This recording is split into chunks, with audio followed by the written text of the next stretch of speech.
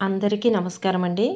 Manali day 1లో Vanvihar, mall road shopping, Buddhist monastery చూసుకుని అదే రోజు హడింబా టెంపుల్కి వెళ్తున్నాము.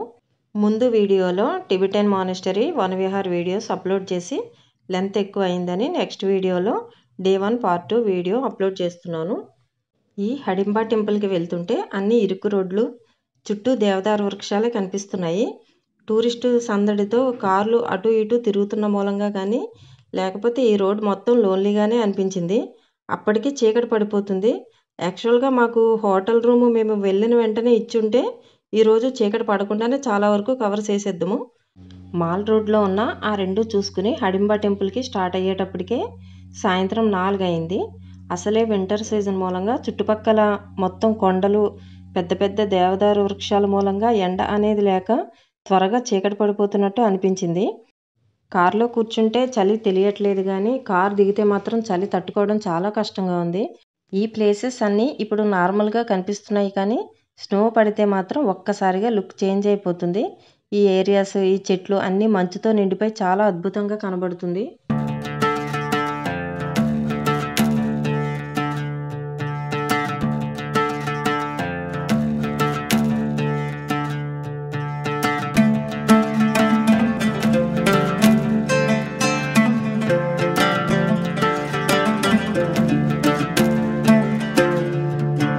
హడింబీ టెంపుల్కి దగ్గరలో కారు ఆపాడు.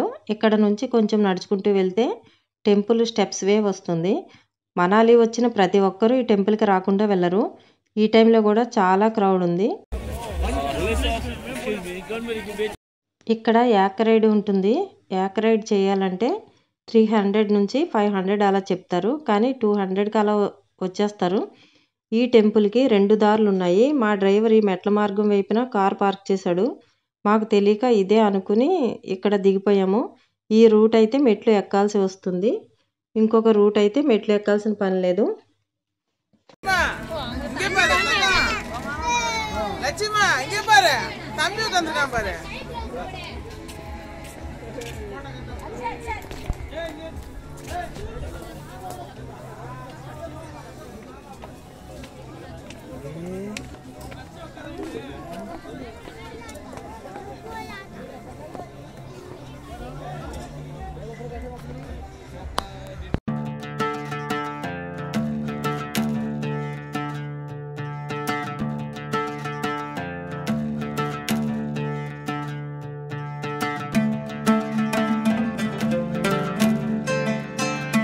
ఇక్కడ హిడింబాదేవిని దేవతగా పూజిస్తారు. ఇక్కడ నవరాత్రులు ప్రతి సంవత్సరం హిడింబాదేవి జాతరను చాలా ఉత్సాహంగా చేస్తారు. ఇక్కడ మొత్తం దేవదారు వృక్షాలే ఉన్నాయి. ఇదే హిడింబీదేవి ఆలయం. లోకల్లో దుంగారి ఆలయం అని పిలుస్తారు. ఇది హిందూ దేవాలయం. ఇది ఉత్తర భారతదేశంలోని హిమాచల్ ప్రదేశ్లోని హిల్ స్టేషన్ అయిన మనాలిలో ఉంది. మహాభారతం తెలిసిన వాళ్ళందరికీ హిడింబీ హిస్టరీ తెలుస్తుంది. భీముని భార్య హిడింబీదేవి. ఈ హిడింబదేవి ఆలయం చెక్క కలపలతో నిర్మించారు. చతురస్రాకారంలో 3 స్టెప్స్ వరకు పైకప్పులు ఉంటాయి. పైన మాత్రం ఇత్తడి కోన ఆకారంలో ఉంటుంది. ఈ హిడింబాదేవి మందిరాన్ని 1553లో మహారాజా బహదూర్ సింగ్ నిర్మించారు. హిడింబాదేవి ఇక్కడే గుహలో ధ్యానం చేసుకునేదట. ఆ పైన గుడి కట్టారు. ఈ గుడి చుట్టూ జంతువుల పుర్రెలు, వాటి కొమ్ములు ఇలాంటివి వేలాడుతూ కనిపిస్తాయి. హడింబీదేవి తన సోదరుడు హిడింబితో ఇక్కడ నివసించేది. రాక్షస కుటుంబంలో జన్మించిన హడింబి తన సోదరుని హిడింబిని ఓడించే వ్యక్తినే వివాహం చేసుకుంటానని ప్రతిజ్ఞ చేసింది. హిడింబి చాలా బలవంతుడు, ధైర్యవంతుడు. పాండవుల వనవాస సమయంలో వారు మనాలి వచ్చినప్పుడు భీముడు హిడింబిను ఓడించాడు. ఆ తర్వాత హిడింబి భీముడిని వివాహం చేసుకుంది. వారిద్దరికీ పుట్టినవాడే ఘటోత్కచుడు. లోపల కెమెరా ఎలవ్ లేదు. ఈ టెంపుల్ చుట్టూ దేవదారు వృక్షాలతో మధ్యలో ఈ టెంపుల్ చూడడానికి చాలా బాగుంటుంది. లోపల ఒక గుహలా ఉంటుంది. ఆ గుహలో హిడింబీదేవి విగ్రహాలు లాంటివి ఏమీ ఉండవు. ఆవిడ పాదముద్రలు మాత్రమే ఉంటాయి. ఈ టెంపుల్కి ఎదురుగా అంటే ఒక 70 మీటర్ల దూరంలో హిడింబీదేవి కుమారుడైన ఘటోత్కచుని టెంపుల్ ఉంటుంది. ఘటోత్కచుని టెంపుల్కి వెళ్ళే దారిలో ఇక్కడ కూడా లోకల్ ట్రెడిషనల్ డ్రెస్సులు వేసుకుని పిక్స్ తీసుకుంటున్నారు. ఇదే ఘటోత్కచుని టెంపుల్. టెంపుల్ అంటే పెద్ద టెంపుల్ లాగా ఏమీ ఉండదు. ఒక చెట్టు కింద ఇలా ఉంటాయి. అన్ని జంతువుల కొమ్ములు, ఏవో చిన్న చిన్న విగ్రహాలు ఇలా ఉన్నాయి. చాలామంది హిడింబీ దేవుని దర్శించుకుని ఘటోత్కచుని టెంపుల్‌కి రాకుండా వెళ్ళిపోతుంటారు. అది కూడా దర్శించుకోవాలి. ఈ ఘటోత్కచుని మందిరం పక్కనే మ్యూజియం ఉంది. ఇప్పుడు అక్కడికి వెళ్దాం. ఇదే ఆ మ్యూజియం. ఇది Himachal culture and folk art museum. Utopia కాంప్లెక్స్లో ఈ మ్యూజియం ఉంది. మ్యూజియం లోపలికి వెళ్ళడానికి 20 రూపీస్ టికెట్ ఛార్జ్ చేస్తున్నారు. ఈ మ్యూజియంలో హిమాచల్ కల్చర్ మొత్తం కనిపిస్తుంది. వాళ్ళ సంస్కృతి, ఆ ప్రాంతం సాంప్రదాయం, వారి కళల నైపుణ్యం, జీవన విధానం అంతా ఈ మ్యూజియంలో చూస్తే అర్థమవుతుంది. ఇవన్నీ చెక్కతో చేసిన బొమ్మలు అనుకుంటా, చెక్క బొమ్మలు. ఇది ఐరన్ బాక్స్, పాతది ఐరన్ బాక్స్, అప్పట్లో ఐరన్ బాక్స్ ఇది.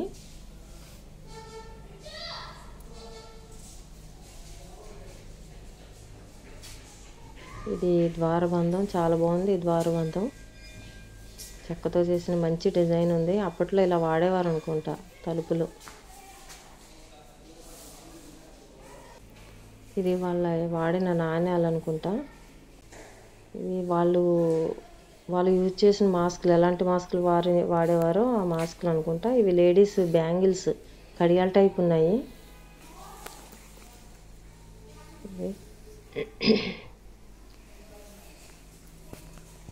ఇది ఏదో పెద్ద హారం. ఇది మ్యూజియంలో పెట్టారంటే బాగా ఫేమస్ హారం అయి ఉంటుంది అప్పట్లో.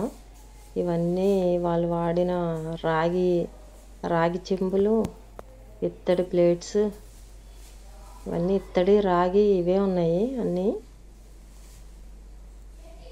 ఇత్తడి రాగి. ఇది ఘటోత్కచుని విగ్రహం అనుకుంటా.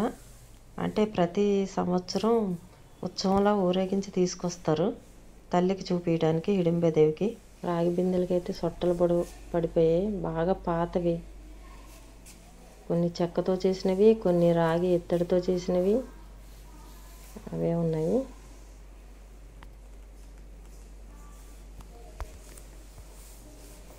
ఇలాంటి మ్యూజియం ఏర్పాటు చేయాలనే ఆలోచన 1990లో వచ్చిందట.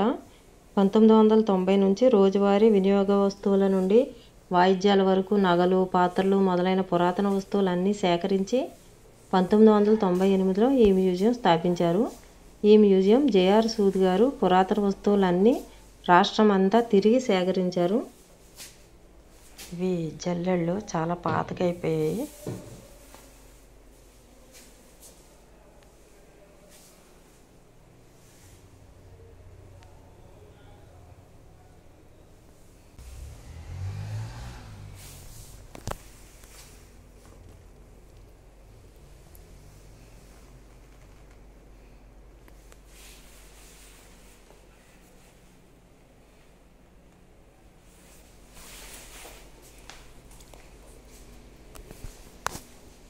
ఇవి పురాతన దేవాలయాలు, ఇల్లులు, వాటి నమూనాలు.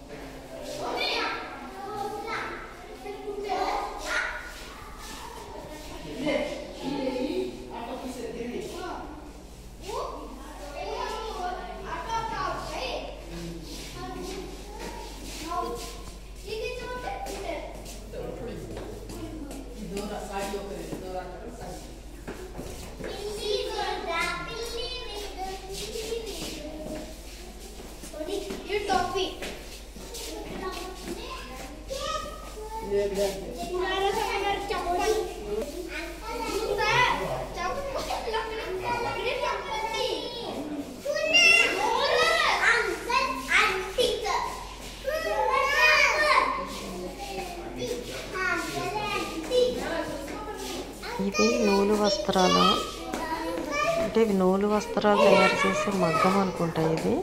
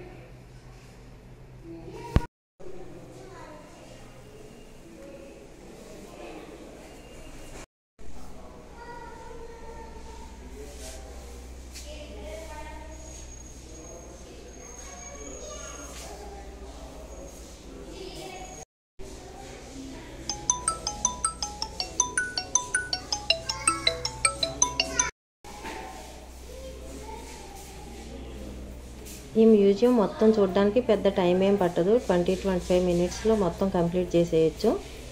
ఈ మ్యూజియం చూసుకుని ఇప్పుడు ఓల్డ్ మనాలి వెళ్తున్నాము.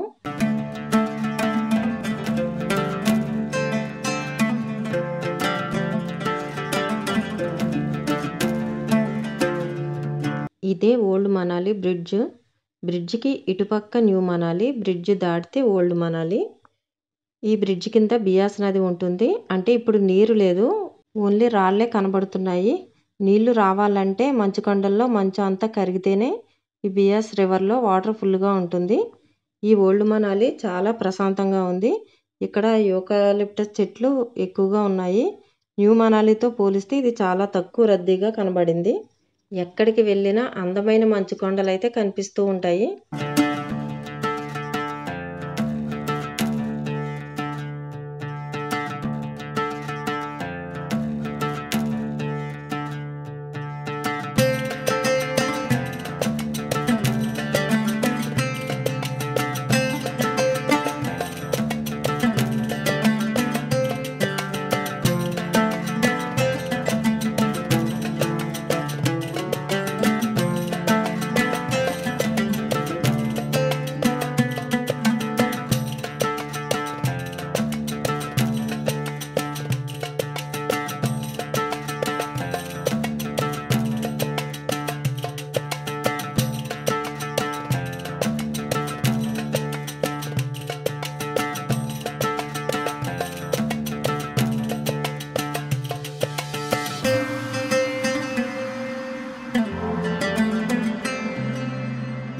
ఈ ఓల్డ్ మనాలికి అందరూ క్లబ్ హౌస్ కోసమే వస్తారు.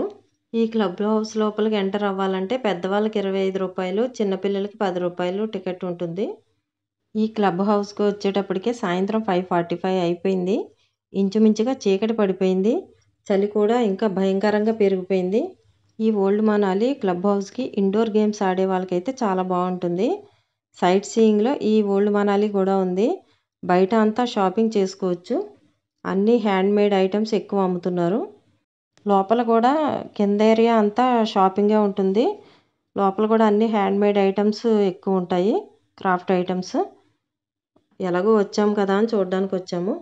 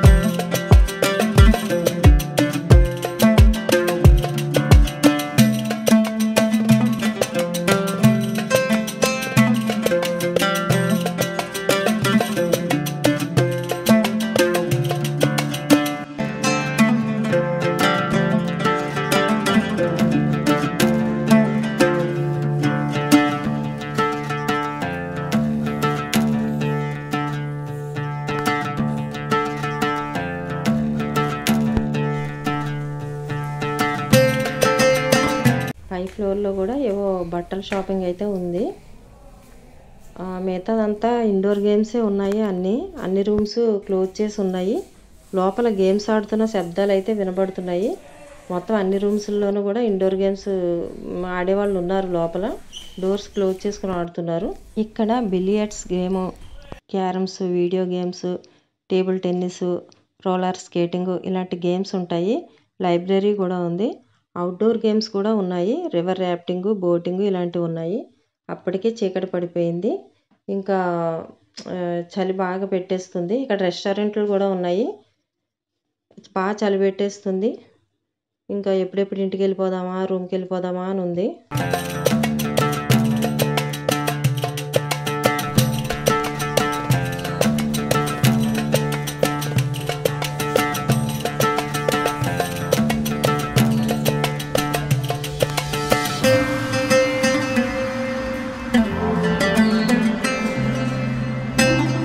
ఇక్కడ కూడా షాపింగ్ చాలా చేయొచ్చు.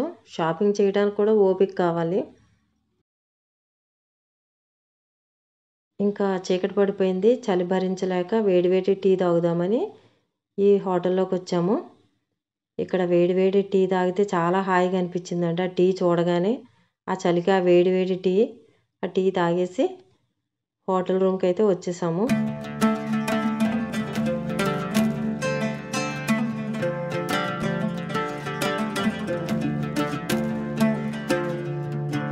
ఇక్కడ నైట్ టైము రోజు లైవ్ మ్యూజిక్ ఏవో ప్రోగ్రామ్ జరుగుతూనే ఉంటాయి. ఇంత చలిలో కూడా బయట చాలామంది ఉన్నారు. నేనైతే బయటికి ఆ బాల్కనీలోకి వెళ్ళేసరికి నాకు తట్టుకోలేనంత చలి అనిపించి లోపలికి వచ్చేసాను. కిందకైతే వెళ్ళలేదు.